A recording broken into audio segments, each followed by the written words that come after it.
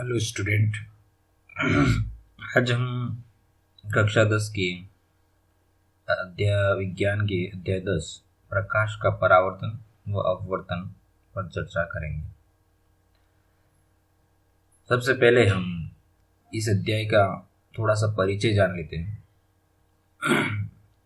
जैसा कि हमारे अध्याय का नाम है प्रकाश का परावर्तन व अपवर्तन, तो यह मुख्यतः प्रकाश पर आधारित है।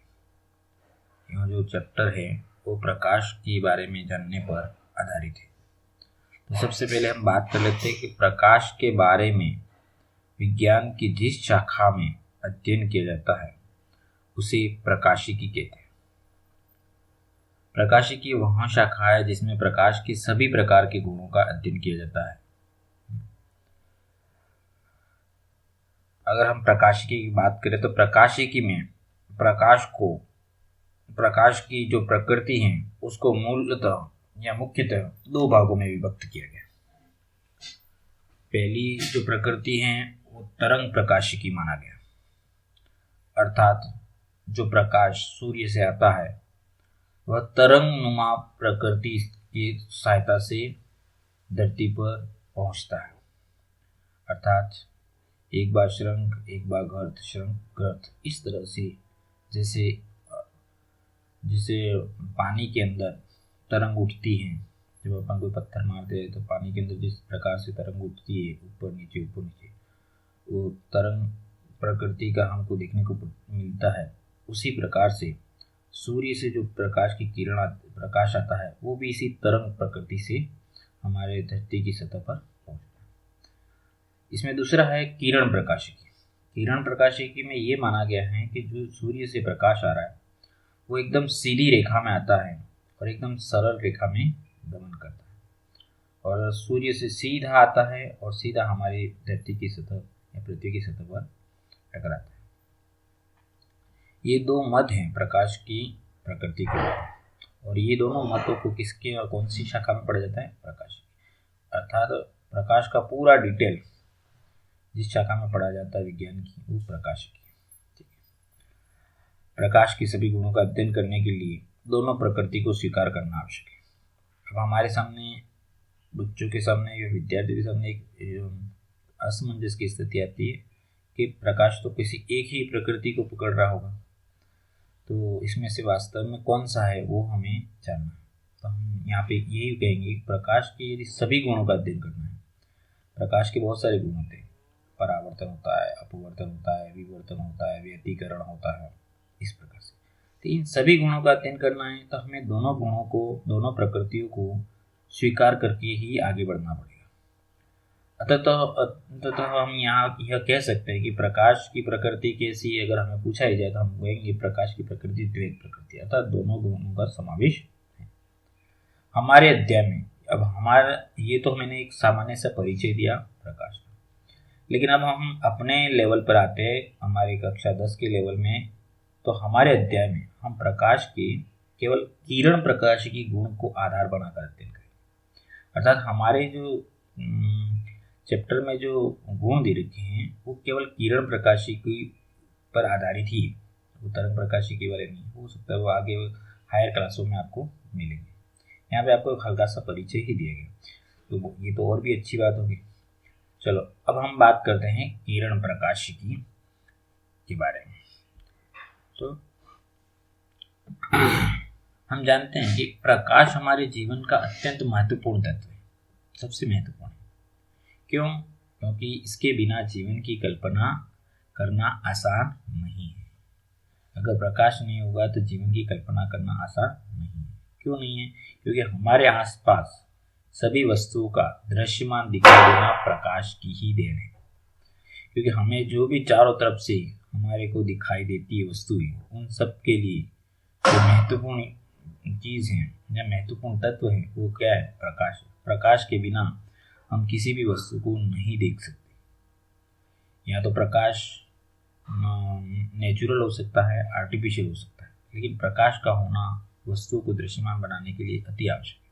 ठीक, तो हमें कोई वस्तु दिखाई देती है तो उसके अंदर हम ये कह सकते हैं कि दो मुख्य तत्वों का रोल है।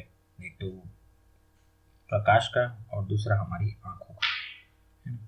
प्रकाश तो आएगा, लेकिन प्रकाश को ग्रहण करने के लिए भी एक सोर्स चाहिए और वो है हमारी आंखें। हम यहाँ पे समझ सकते हैं कि जैसे हमारे सामान्यतः सूर्य से आने वाला प्रकाश, सूर्य से जो आने वाला प्रकाश है किसी वस्तु पर गिरता है तथा उससे परावर्तित होकर हमारी आंखों में प्रवेश करता है और वह वस्तु हमें दिखाई पड़ती है। तो हम ये जानेंगे कि वस्तु हमें कैसे दिखाई पड़ती है। तो एक सामान्य प्रक्रिया से हम बता सकते हैं कि जैसे यहाँ पे सूर्य आप दिख रहे हो, सूर्य से रोशनी आ रही है, ये रोशनी क्या करती है, किसी वस्तु के ऊपर गिरती है। जैसे हमारे चित्र में हमें यहाँ पे ग्रीन कलर का गोला दिखाई दे, उसके ऊपर गिर गई, गिरने के बाद में यहाँ से टकराने के बाद वापिस से लौटती है, और वापिस से लौटती कहाँ है, हमारी आंखों की तरफ, क्योंकि हमारे अपने आंखों का डायरेक्शन किधर कर रखा है, इस वस्तु को देखने के लिए इस डायरेक्शन। तो यहाँ से लाइट आती है, टकराती है और हमारी आंखों में जाती है। ये हम जानते हैं कि हमारे सूर्य की जो रोशनी आती है उसमें 7 रंग होते हैं। यहाँ पे तो एक वाइट रंग दिखाया गया है, लेकिन अगर आप 7 रंग देखना चाहते तो एक प्रिज्म से गुजारते हैं तो हमको 7 रंग दिखाई देते हैं। और कभी कभी हमें प्रकृति में इंद्रधनुष बनने जैसी घटनाओं की सहायता से भी हम इस बिंदु को प्राप्त कर सकते हैं कि प्रकाश के अंदर 7 रंग होते हैं। तो जब ये 7 रंग होते हैं तो इन 7 रंगों को जब ये इस वस्तु पर टकराता है और वस्तु का जो कलर है वो भी इन्हीं रंगों से निकल के आता है, क्योंकि इन 7 रंगों में से वो कलर जो वस्तु का दिखाई देता है वो इस वस्तु के द्वारा ग्रहण नहीं किया जाता। जैसे ये वस्तु हरे कलर की, इसमें 7 रंग है, 7 में से एक हरा भी आ रहा है, लेकिन हरा रंग इस वस्तु के द्वारा ग्रहण नहीं किया जाता है, वो वापिस से टकरा करके वापिस लौटता है। और लौटता कहाँ है, मनुष्य की आंखों के अंदर। तो केवल हरा रंग है वो इस वस्तु से टकराता है और टकराने के बाद हमारे आंखों में पहुंचता है, तो हमको केवल हरे रंग की वस्तु दिखाई देती है। बाकी जो किरणें हैं वो सारी इस वस्तु के अंदर क्या होती है, समावेश हो गई हैं और उसमें अंदर अवशोषित हो गई। आज हमारे अध्याय में प्रकाश के इसी गुणधर्म परावर्तन के बारे में हम चर्चा करने वाले हैं। तो हमारे आज का जो क्लास है उसमें हम किसके बारे में चर्चा करने वाले हैं, प्रकाश के परावर्तन गुण के बारे में। क्योंकि परावर्तन गुण एक अहम गुण है, क्योंकि इससे सारी वस्तुएं दिखाई पड़ती हैं। तो परावर्तन हमारा आज का मुख्य टॉपिक है, परावर्तन। परावर्तन को इंग्लिश में क्या कहते हैं, रिफ्लेक्शन। परावर्तन को इंग्लिश में क्या कहते हैं, रिफ्लेक्शन। अब इसकी डेफिनेशन हो जाएगी, जब कोई प्रकाश किरण सूर्य से आए या किसी भी सोर्स से आए, जब कोई प्रकाश किरण किसी माध्यम से टकरा कर उसी माध्यम में पुनः लौट आती है, प्रकाश के इस गुणधर्म को, इस गुण को परावर्तन कर देता है। कोई प्रकाश किसी सोर्स से आ रहा है, किसी समतल सतह से टकराता है, या किसी माध्यम में बोल सकते हैं किसी समतल सतह से टकराकर उसी माध्यम में, जिस माध्यम से वो आया था उसी माध्यम में पुनः लौट जाता है, तो प्रकाश के इस गुण को क्या कहा जाता है, परावर्तन कहा जाता है। ठीक है। जैसे यहाँ पे हम एक किरण चित्र की सहायता से इस घटना को आसानी से समझ सकते हैं। यहाँ पर आप निश्चित देख सकते हो, ये क्या है, एक समतल सतह है। इस समतल सतह पर क्या होगा, यहाँ से कोई किरण आ रही है, फॉर एग्जाम्पल यहाँ पे सूर्य है, सोर्स है, यहाँ से सूर्य की किरण आ रही है, सीधी रेखा में आ रही है, क्योंकि हमने पहले ही बता चुके हैं कि हम प्रकाश की किरण प्रकाश की गुणधर्म को आधार बना के चलेंगे, अर्थात प्रकाश को कैसे मानेंगे, किरण, अर्थात प्रकाश सरल रेखा में गति। तो ये जो किरण आ रही है वो आकर के कहाँ टकराती हैं, समतल सतह। फॉर एग्जाम्पल के लिए कांच भी हो सकता है, दर्पण हो सकता है, दर्पण के ऊपर आकर के टकरा। अब जो ये किरण वहां से आ रही है सूर्य से और यहाँ पे समतल सतह या दर्पण के ऊपर टकराती है, ये जो किरण है इसको हम नाम देंगे आपतित किरण, क्योंकि इसका क्या हो रहा है, आपतन हो रहा है, किसके ऊपर हो रहा है, समतल सतह के ऊपर। ठीक। अब यहाँ पे टकराने के बाद में ये क्या करती है, टकराने के बाद में इसकी दूसरी तरफ नहीं जाती, अर्थात ये जिस माध्यम से आई थी, पहला माध्यम ये था, है ना, इस माध्यम से आई थी और इसके बाद टकराने के बाद में उसके दूसरी ओर अर्थात दूसरे माध्यम में प्रवेश नहीं करती है, अपितु टकराने के बाद में जिस माध्यम से आई थी, ये पूरा एक माध्यम है, ये पूरा एक माध्यम है, इसी माध्यम में वापिस लौट जाती है। ठीक है। और जब लौटती है तो जो लौटने वाली किरण है उसका हम नाम देंगे परावर्तित किरण। ठीक है, तो यहाँ पे हमने बात करी कि जो किरण आ रही है प्रकाश की, वो जिस माध्यम से आ रही है टकराने के बाद में उसी माध्यम में वापस लौट जाती है। किससे टकराएगी? समतल सतह से टकराएगी। ठीक है, तो वापस उस माध्यम, और ये जो घटना बनेगी वही क्या कहलाएगी? परावर्तन की घटना कहलाएगी। हम इस चित्र के अंदर एक और चीज बीच में ऐड कर रखी है, जो आप सीधी की सीधी बीच में लाइन देख सकते हो। ये क्या है? ये एक अभिलंब है, ये काल्पनिक अक्ष है जो हमने बनाया। और ये क्यों बनाया गया है? ताकि हम गणितीय सभी संक्रियाएं, हमें गणित भी करनी पड़ेगी, इसका कितना कितना वैल्यू आता है, कितना, हर चीज का हमको आकलन करना पड़ेगा। तो ये जो अक्ष है वो हमारे द्वारा बनाया गया है और एकदम लंबवत होता है, समतल सतह के बिल्कुल लंबवत, अर्थात 90 डिग्री। इसका उपयोग क्या करेंगे? तो हमको गणितीय से यहाँ इसको आधार बना करके हम कोण का निर्धारण करेंगे। जैसे यहाँ पे हम इस कोण आई को देखते हैं, अभिलंब और आपतित, इस कोण को हम देंगे आपतन कोण। क्या नाम देंगे? आपतन, और इसको सिंबल दिया जाएगा कोण आई। उसी प्रकार से जब हम उसके परावर्तित किरण के साथ में बनने वाले कोण की बात करेंगे तो इसको हम कहेंगे परावर्तन कोण। ठीक, क्यों? क्योंकि परावर्तित किरण के साथ बनाया गया और इसको सिंबल दिया जाएगा स्मॉल आर। ठीक, तो इस तरह से गणितीय संक्रियाएं को आपतन कोण और परावर्तन कोण का वैल्यू नापने के लिए या वे उसको बनाने के लिए हम अभिलंब का सहारा लें। इस बात को हमेशा ध्यान रखना है कि हमें जो भी एंगल नापना है या जो भी गणितीय संक्रिया करनी है वो अभिलंब को आधार बना के की जाएगी, न कि समतल सतह को। इसको आधार बना करके इस टाइप में कोण को, एंगल को कैलकुलेट करना बिल्कुल गलत है। ठीक है, चलो उपरोक्त चित्रानुसार हम समझ सकते हैं कि प्रकाश की किरण जो किसी समतल सतह पर गिरती है उसे हम आपतित किरण कहते हैं। बिल्कुल, ये मैंने बता दिया आपको। उसी किरण का सतह से टकराने के बाद में पुनः उसी माध्यम में लौट जाना, वापिस से उसी माध्यम में आई।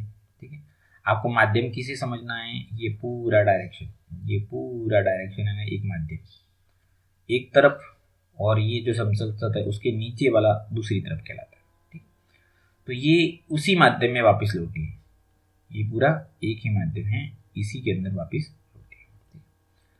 तो यहाँ लौटने वाली किरण का सतह से टकराने के बाद पुनः उसी माध्यम में लौट जाना या लौटने वाली किरण को कहा परावर्तित किरण कहा गया।